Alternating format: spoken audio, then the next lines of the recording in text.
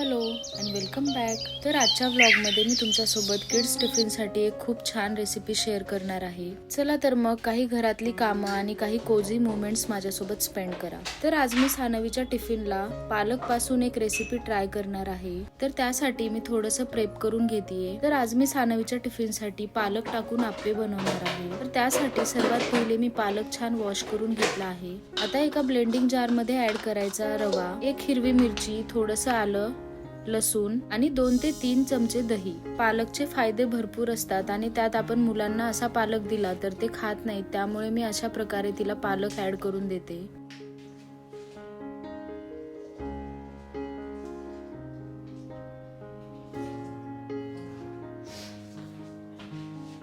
आता थोडंसं यात दही ऍड करून घ्यायचं आणि मग याला ब्लेंड करून घेऊ छान.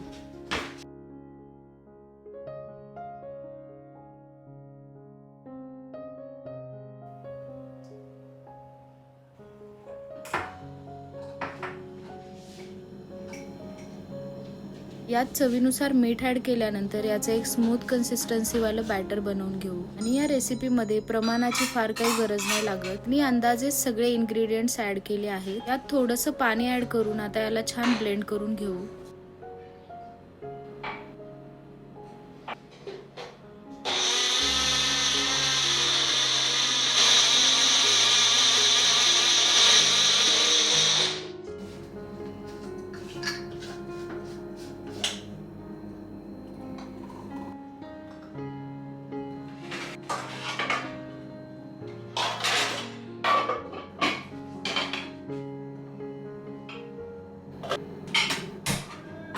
बॅटर छान फ्लफी होण्यासाठी यात बेकिंग सोडा किंवा इनो ऍड करायचा. मी इथे इनो ऍड करणार आहे.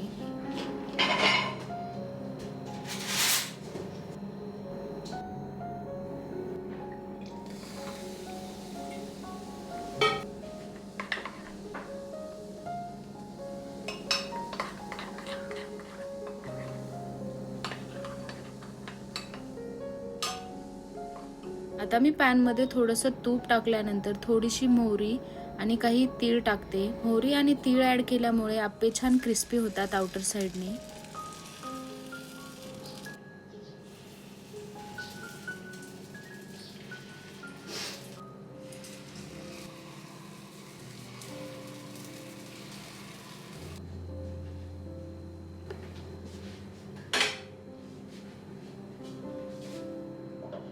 आता याला कव्हर करून 2 ते 3 मिनिटांसाठी छान कव्हर करून घ्यायचं. तोपर्यंत मी बाकीची साफसफाई करून घेते.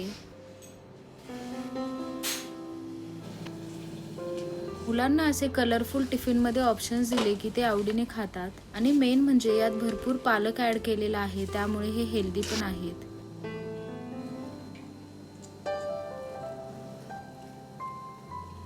मी सानवीला थालीपीठ, आप्पे किंवा मग डोसा यामध्ये भरपूर टाईप्सच्या वेगवेगळ्या भाज्या ऍड करून देते.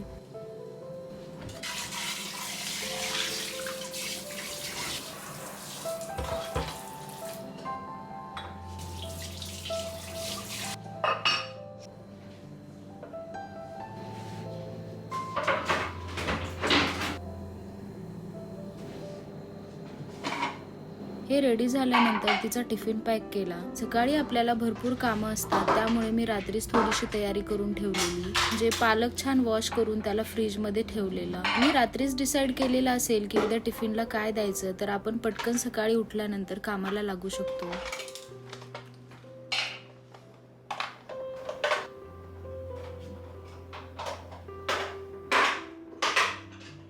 तिचा टिफिन रेडी केल्यानंतर बाल्कनीचे डोअर ओपन करून घेतले आणि मग सानवीला उठवून रेडी केलं.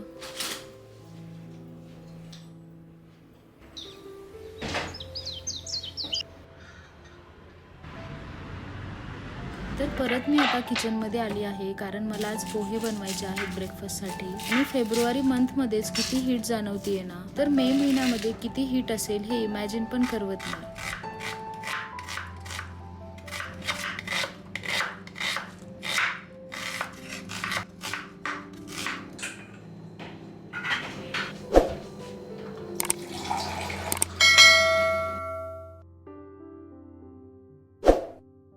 तनुज सानवीला स्कूलमधून ड्रॉप करून येतो तोपर्यंत मी पोहे बनवून रेडी करते.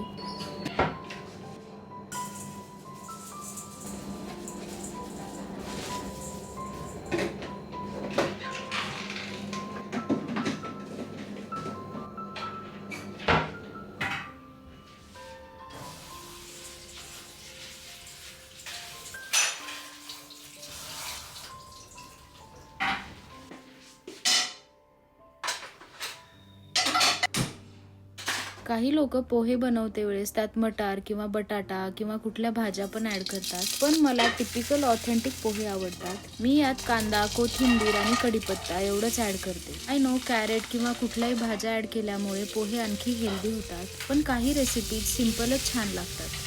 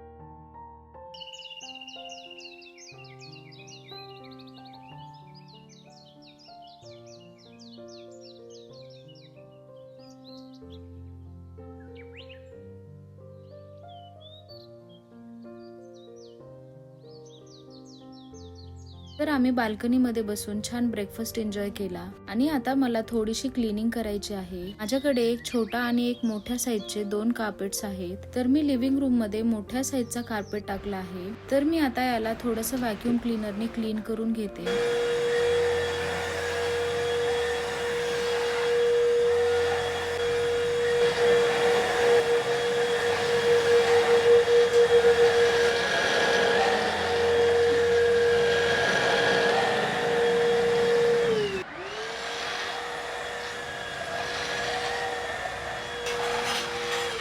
हे कार्पेट मोठं असल्यामुळे याला रोज झटकून घेणं शक्य होत नाही, त्यामुळे याला व्हॅक्यूम क्लीनरनेच क्लीन करावं लागतं. मी वॉशिंग मशीन बाल्कनीमध्ये ठेवल्यामुळे याच्यावरती खूप धूळ येते. मला कधी कधी असं फील होतं की हा खूप बॅड डिसिजन होता. मी जेव्हा किचनचं फर्निचर केलं तेव्हा याला किचन मध्येच फिट करून घ्यायला हवं होतं, पण आता माझ्याकडे ऑप्शन नाहीये, त्यामुळे नेहमी क्लिनिंग तर करावीच लागेल. पण हे वॉशिंग मशीन माझ्यासाठी खूप हेल्पफुल आहे, पण याची क्लिनिंग क्वालिटी ऑसम आहे असं मी म्हणू शकते. आणि मी हे वॉशिंग मशीन मागचे 8 वर्ष वापरते आणि माझा एक्सपिरियन्स खूप चांगला आहे. मला आज सानवीला एक छोटंसं सरप्राईज द्यायचं आहे. मी आज तिच्यासाठी चॉकलेट केक बनवतेय, पण बाहेरचा केक खाण्यापेक्षा घरचा केक कधीही बेटर असतो. तर मी बेसिक चॉकलेट स्पॉन्ज केक बनवतेय आज. आणि आपण जेव्हा घरी केक बनवतो तेव्हा आपण इन्ग्रेडियंट्स पण चांगले यूज करतो, म्हणजे पाम ऑइल नाही यूज करत. आणि मी आज केक मध्ये ब्राऊन शुगर ऍड केली आहे. आम्ही दोघीही व्हेजिटेरियन आहोत, त्यामुळे मी आज हा केक एगलेस बनवणार आहे.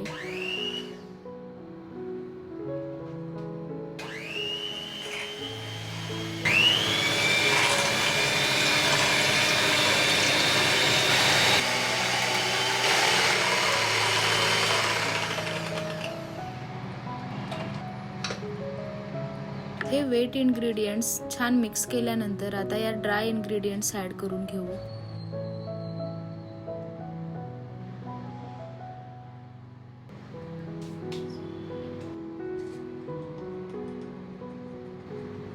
मी केकचं बॅटर रेडी करते, तोपर्यंत मी साईडला ओव्हन पण प्रीहीट करण्यासाठी ऑन केला आहे.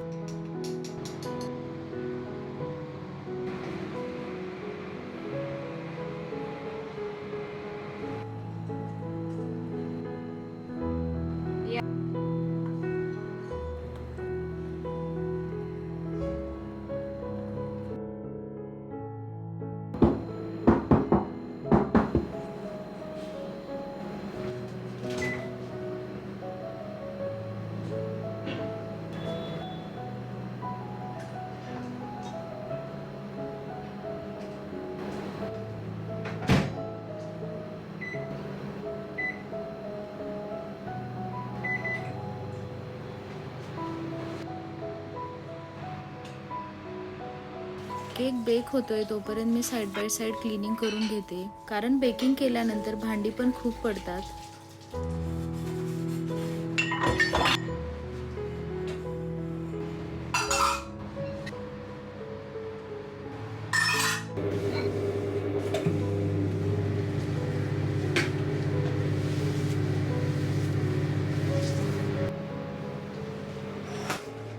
तर केक वरती मी बेसिक जे डार्क चॉकलेट असतं ना ते मेल्ट करून टाकणार आहे. तर आता मी हे डार्क चॉकलेट जे आहे त्याला थोडंसं चॉप करून घेते, म्हणजे ते मेल्ट व्हायला इझी होईल.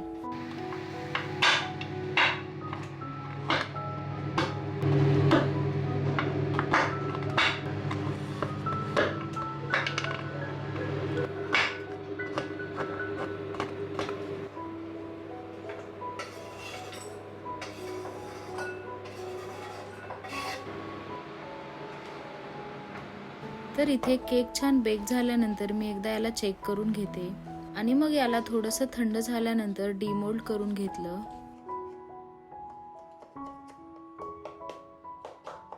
आता मी या चॉकलेटमध्ये थोडंसं व्हिपिंग क्रीम ॲड करून याला मायक्रोवेव्हला थोडंसं मेल्ट करून घेणार आहे.